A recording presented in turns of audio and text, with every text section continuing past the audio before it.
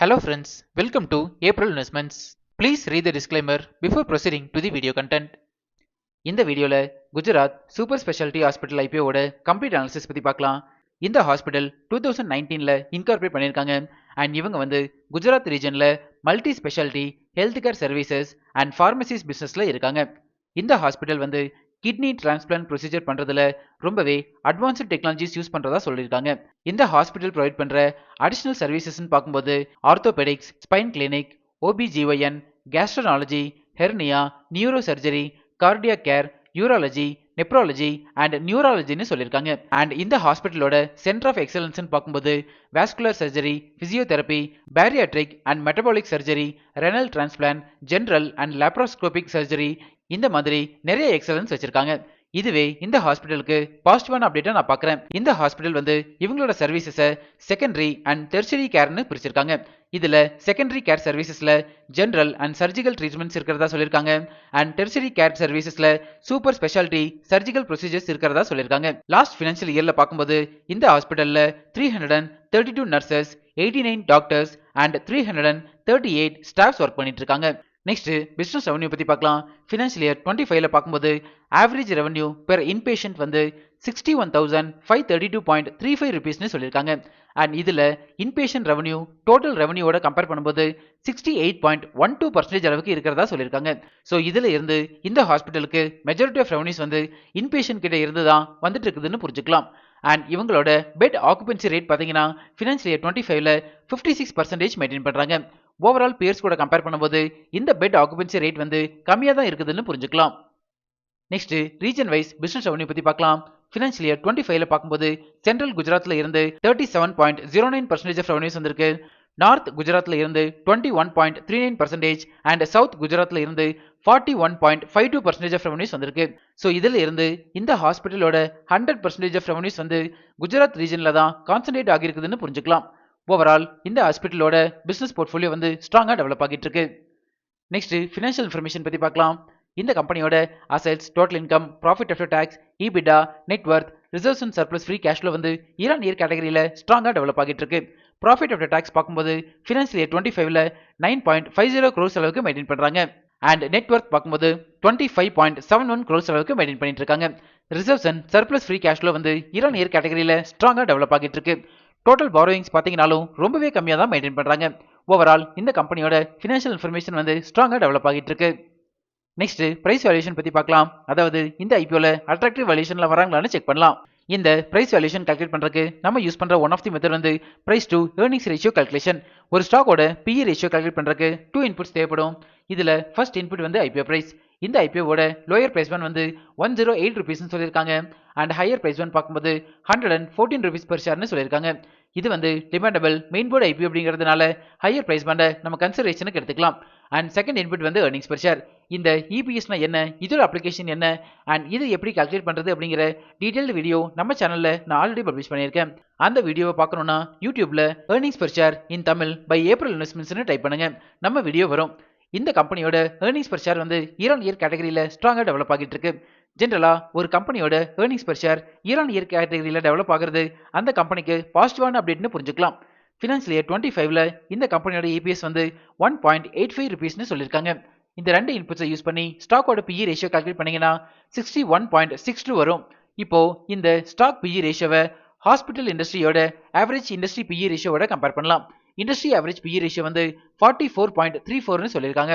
Industry average PE ரேஷியோட compare பண்ணும்போது stock PE ratio அதிகமா இருக்கு. இந்த ரீசன்னால எக்ஸ்பென்சிவ் வேல்யூஷன்ல வராங்கன்னு புரிஞ்சுக்கலாம். நம்ம டெலிகிராம் சேனலோட டிஸ்கிரிப்ஷன் இப்படிதான் மென்ஷன் ஆகிருக்கும். கரண்டா நம்ம டெலிகிராம் சேனல்ல 8186 சப்ஸ்கிரைபர்ஸ் இருக்காங்க. இன்கேஸ் நீங்க ஃபேக் டெலிகிராம் சேனல்ல ஜாயின் பண்ணிருந்தீங்கன்னா அதுல இருந்து எக்ஸிட் பண்ணிக்கோங்க. இந்த சப்ஸ்கிரைபர்ஸ் கவுண்டை நான் டெய்லி பேசிஸ்ல அப்டேட் பண்ணிட்டே இருப்பேன், நீங்க ரெஃபர் பண்ணிக்கோங்க. நெக்ஸ்ட் ஃபண்டமெண்டல் பாராமீட்டர்ஸ் பத்தி பார்க்கலாம்.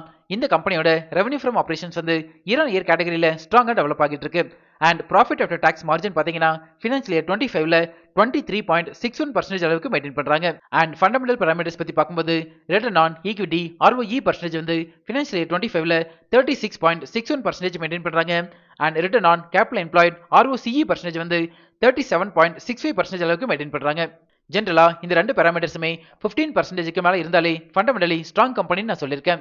And dept to equity ratio வந்து ஃபினான்ஷியல் இயர் 25ல 0.15 டைம்ஸ் அளவுக்கு மெயின்டைன் பண்றாங்க.